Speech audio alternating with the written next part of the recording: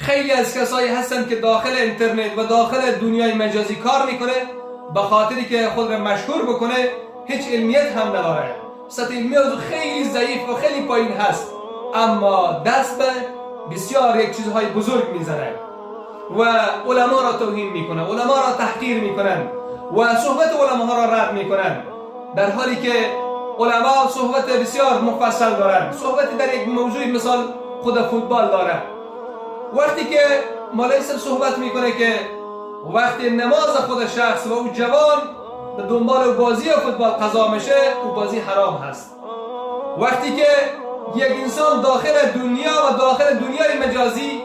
با همون بازی پابجی بازی میکنه یا کدام دیگه بازی میکنه، میگه همان های بازی ها حرام میباشه. مقصد و مرام مولوی صاحبی است که اگر